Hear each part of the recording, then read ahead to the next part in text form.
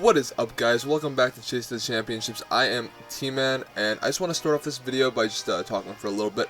So, I did go to the Mid-Season Showdown in Pennsylvania last weekend, and I was able to make a top 8 and secure the points that I needed to get my Worlds invite. So, I will be going to Worlds this year. I do have my invite now, and now that that's out of the way, I'll be working towards day 2. But, that shouldn't really change anything I've been doing here on the channel. I'll just be, actually, you should probably let me start focusing on probably getting some more content out. I will be focusing on day 2, but as the bulk of my tournament run starts to wind down, I only have one major tournament planned.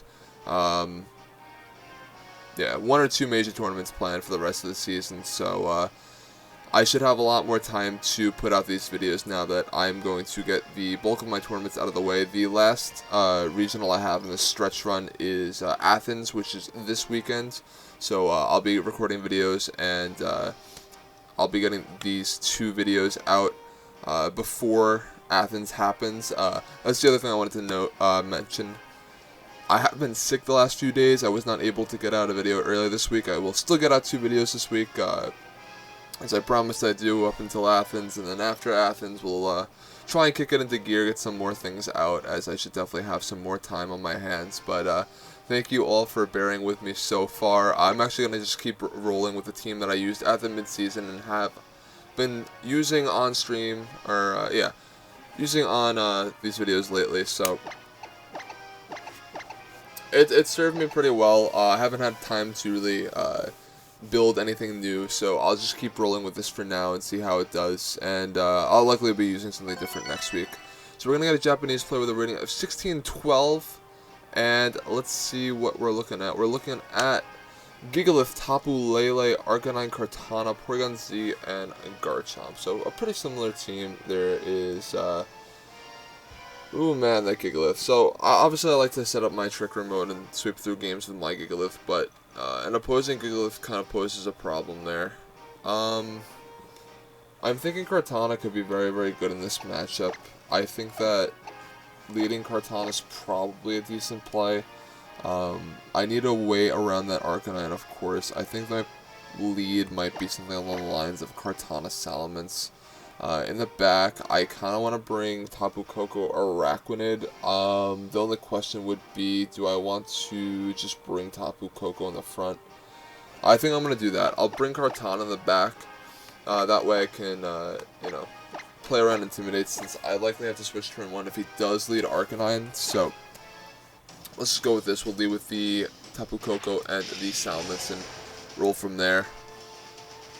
Salamence is becoming a little bit trickier to use since Tapu Fini has begun to rise, and you know, Misty Terrain canceling out a lot of the damage from the Dragon moves like Draco Meteor kind of hurts its damage output, since that's really what's on the team to do, is just deal large amounts of damage and then throw Intimidates at opposing Kartanas.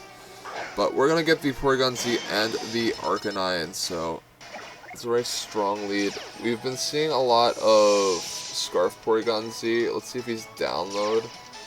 It's probably going to be adaptability, of course. Yeah, so we're going to have no indication on whether or not it's Scarf here. If it's Scarf, you can just go for an Ice Beam into my Salamence slot, and I don't want to let that happen. So I think what I'm going to do is probably switch out to Araquanid and go for the Volt Switch off of the Porygon Z. I probably also go for Thunderbolt. I don't think this will KO, but the chance that I can is probably greater, so I'll just go for the Thunderbolt here. Alright, we're going to see the Garchomp switching in on that Arcanine slot, so I think this is probably a decent play for us. As long as it's an Ice Beam, maybe going into the Araquanid switch-in, that'd be a positive. Just going to go for the Hyper Beam. That's going to be doing a lot of damage to whatever it hits. And that's Araquanid. Hang on with 3 HP, so that's good. But, of course, that's a bit of a rough spot now. I think what I want to do is probably just switch into Salamence.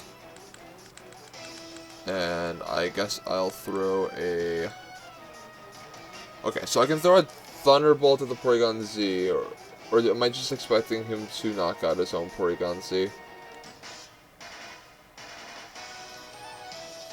So what I think he might want to do is just go for an Earthquake and knock out his own Porygon Z, because he's not really going to be doing anything on the field here, and he just picks up a knockout on the Tapu Koko and the Araquanid. I'll go for the Dazzle. If he does an Earthquake, I'm probably in a very bad spot.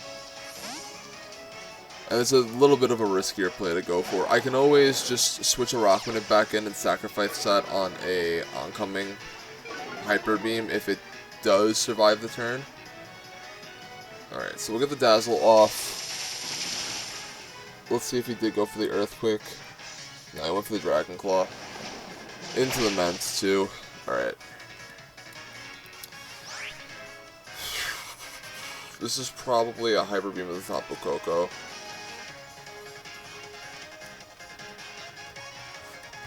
Yeah, that was a very risky play I went for.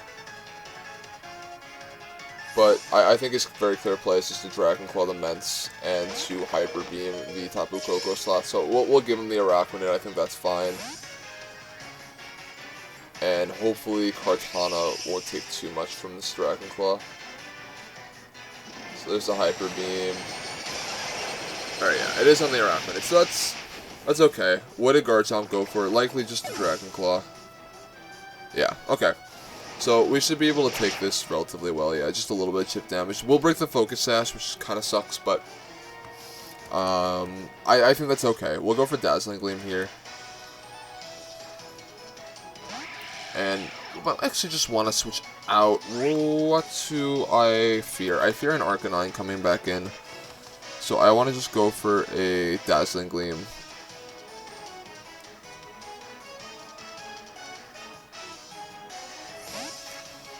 If you were to, like, switch out Garchomp into Arcanine here, I think this is a very strong play, since I throw in the Ments next turn, or the Garchomp next turn. The Arcanine. I throw in the Arcanine next turn with a Dragon move, so that's a positive play there. I don't want Kartana to be on the field to take the Intimidate either. This is fine.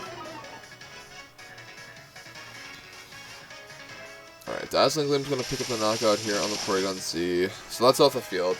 Got 2 Hyper Beams off, which is never what you want to do. I made a pretty risky play to allow him to get the second Hyper Beam off, so that's my fault. But again, I think it was a generally reasonable play.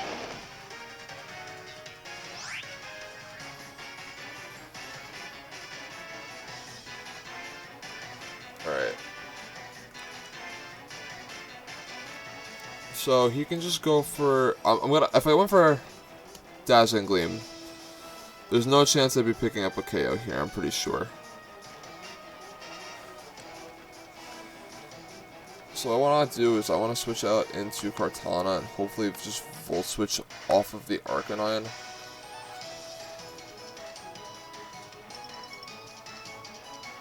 Or just go for Dazzle.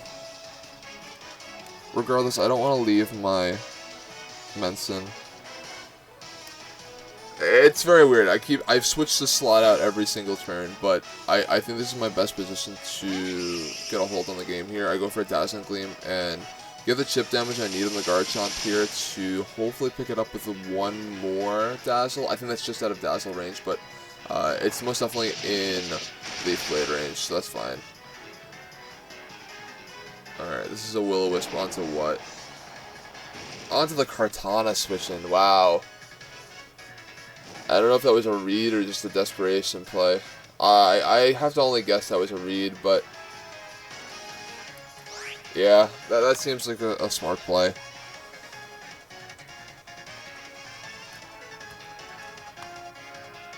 Alright, so how are we clawing out of this?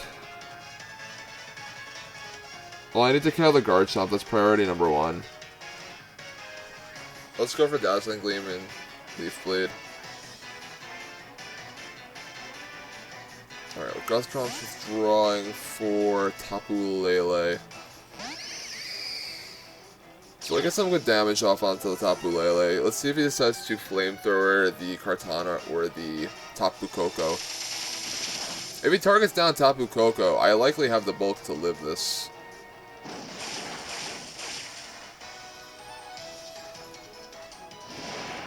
But yeah, it will just be that Kartana, which is more than fair. Picks a easy knockout.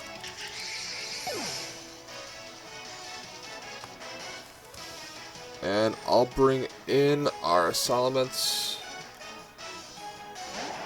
And I have to see if I can pick up a knockout on either of these two with Tapu Koko.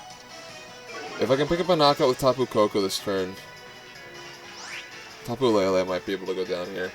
Alright. So let's go with Draco. And let's go with the Thunderbolt. Specifically because... Alright, Thunderbolt connects. Do I pick up the knockout? I do. Okay. I needed a single target Dazzling Gleam to knock out the Garchomp in the back. He's just gonna Flamethrower. That's gonna be on the Tapu Koko. Can I live? Yes, easily. Ooh. Yeah, I needed the single target damage from Dazzling Gleam to pick up a knockout on the Garchomp, most likely in the back there. So I needed to take 2 knockouts this turn. If I wasn't able to take 2 knockouts, then Dazzling Gleam would have been spread move, and he would have just been able to take a knockout this turn, and I'm pretty sure I would have lost, but I think this is a good spot now. I think that Dazzling Gleam should probably pick up a knockout from here. He also probably can't pick up a knockout on both Pokemon this turn, unless he had something like Rock Slide. He's already shown Poison Jab, and he likely has Earthquake, so... Let's see, Dazzling Gleam, single target will pick the knockout, so that's nice. I actually wasn't sure if that was going to be able to pick up a knockout, but after seeing the spread moves do around like 25 to 30, I was pretty sure that I could pick up the single target with Dazzle there. So strong game 1. We'll get one more game in here and keep rolling with this team. It's a very strong team still. I think I'm just kind of getting bored of it. As you've noticed, I like to switch up teams a lot, and you know, I just like to get a feel for different things, understand what different things in the metagame do, so I'll keep switching up, and we'll keep seeing what works. But for now, this team's been serving me pretty well. Like I said, I did run this in the mid-season, so I had enough confidence to continue using it there.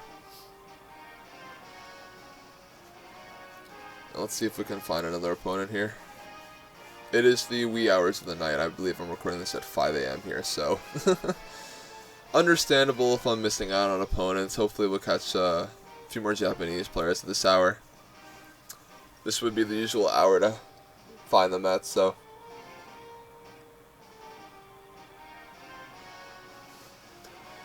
Come on, can we get one more? Can we get one more player? 1654 rated right now. Next season, I probably will start grinding up into the 1700s off camera. I'll be doing a lot on camera still in that stretch run up to 1700, but I can easily get there. I just need to get more games, and I'm generally only playing on this cart when I am recording episodes, so if I'm able to get some games in off camera, I should be able to get into 1700s and hopefully give you guys some better content. So we're going to get a Japanese player with a team of Tapu Koko, Muk, Kartana, Arcanine, Nihilego, and Tapu Bulu. So this is a very cool team. I think that Tapu Koko, Nihilego, Kartana together as a core, I think is very scary. It's just very, very fast and hits a lot of things very, very hard. So a very scary thing I have to deal with. I think that the Porygon 2 mode is very strong here. I think like Porygon 2 Gigalith, Porygon 2 Gigalith, Arcanine, or Araquanid, sorry. It's very late. And then something to deal with the Tapu Koko and the Tapu Bulu. So how do I want to do that? I think probably Kartana. I lead Kartana, Porygon 2, and then I bring Gigalith Araquanid in the back. Just gives me options if he is something like Taunt Tapu Koko. Since that's one of the things I hate most about playing with a team is that you get into situations where you just want to bring the hard Trick Room mode, but you have to face against random taunt users, and you have to kind of find a way to maneuver P2 so that you can knock out the opposing taunter and then get P2 back in so you can hit Trick Room without losing too many mons. So we're actually going to see the Tapu Koko and the Nihilego here, which is a pretty positive lead, actually. He can just go for a taunt, but I can also just fire off a Smart Strike into the Nihilego slot.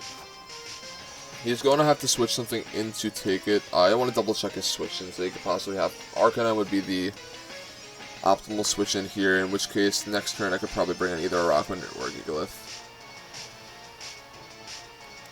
I think this turn I'm just going to go for a Trick Room and we'll go for a Smart Strike. There goes Nihilego. It's probably going to be that Arcanine, yeah. So the question, does he have Taunt?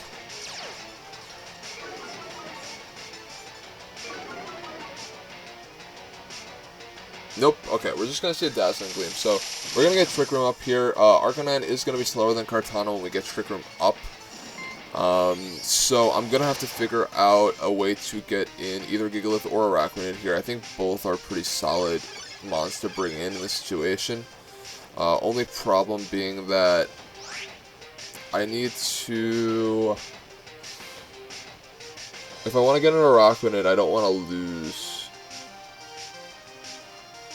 Arachnid to like a Thunderbolt. I think that's kind of risky. So I think what I want to do is switch in Gigalith on the P2 slot and protect.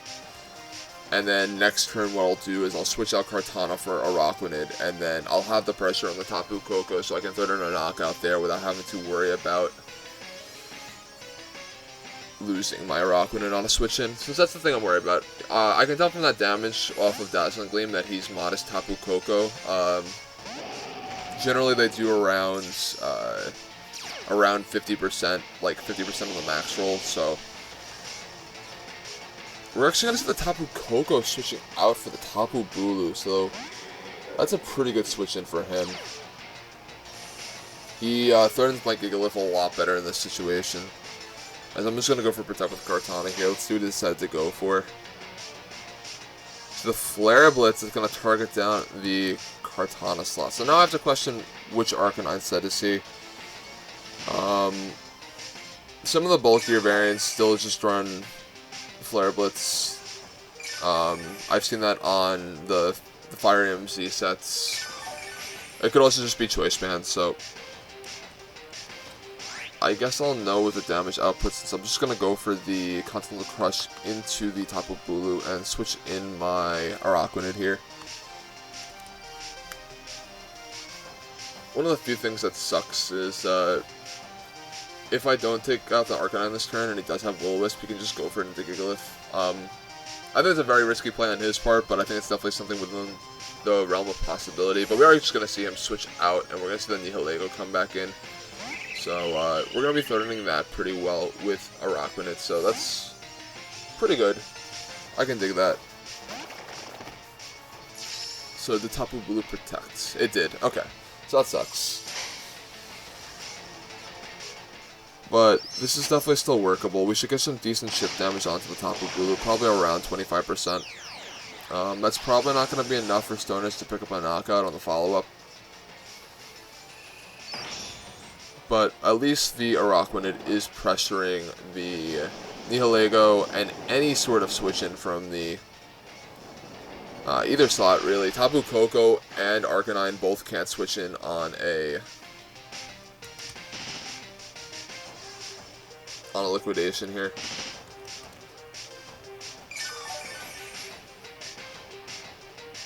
Alright, so I think I have a pretty...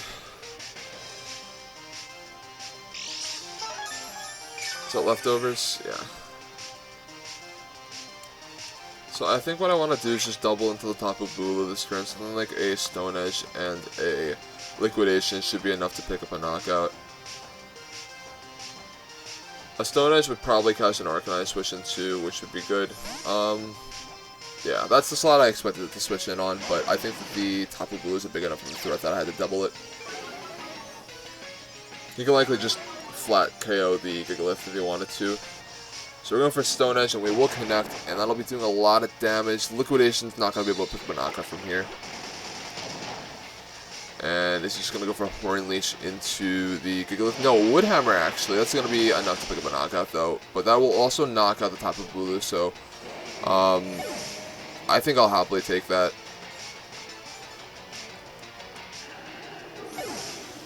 So his options now are Nihilego, Koko, and Arcanine. I actually just KO an Arcanine here with the Liquidation because I am Mystic Water.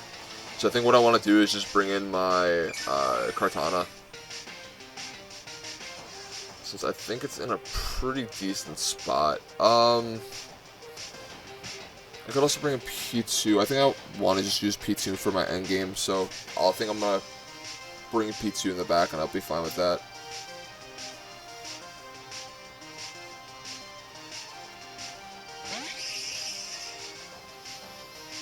That is going to be the Nihilego, so depending on how many turns of Trick Room I have left, I might just want to go for just the one turn.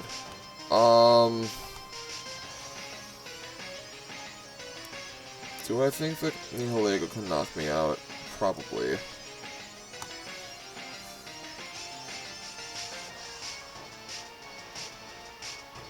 Alright. I want to switch out to Porygon 2 and just go for a Liquidation into the Nihilego slot. Because I don't want to lose my Spider this turn. If I just knock out the Arcanine, though, I'm in a really bad spot since it outspeeds. So we'll go for Liquidation on Nihilego. Because yeah, if I just take a knockout on the Arcanine this turn, then you'll have Nihilego Tapu Koko against my Kartana, and I'd have to maneuver to get P2 in. So I'm just going to go for Liquidation onto the Nihilego. Is he Life Orb? Is he Sash? He's not Sash, so we're good. We're good. We take the knockout there. And Flare Blitz will be connecting with the, looks like the Porygon 2 slot. No, that's the Arachnid, which is fine by me. I'll just set Trick Room right back up. And I think that should be pretty much game from there as long as I get Trick Room up. There is the threat, of course, if he maybe preserved Taunt. I doubt it. He would have gone for it on turn 1. I think we just go for Trick Room here and try and protect Arachnid. My Porygon 2 managed to not take any damage that turn, so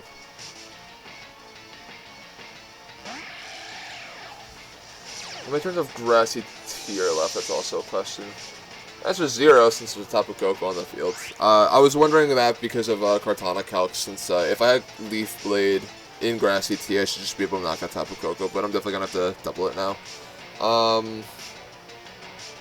I think I just go for Trick Room and Protect. I think that's a very simple play. He could double in with... He could double. If he doubles, how bad of a position am I in?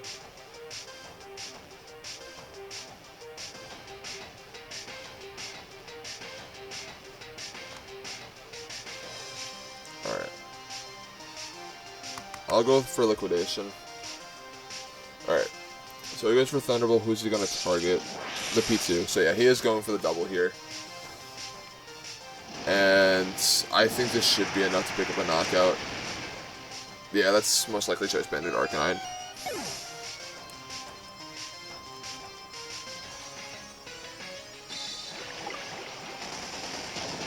Alright, so that's a knockout there.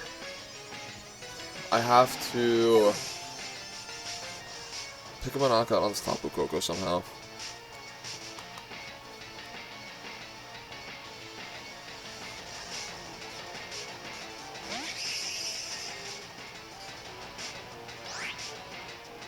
The sad part is Dazzling Gleam should KO me. The question is, who's he going to target?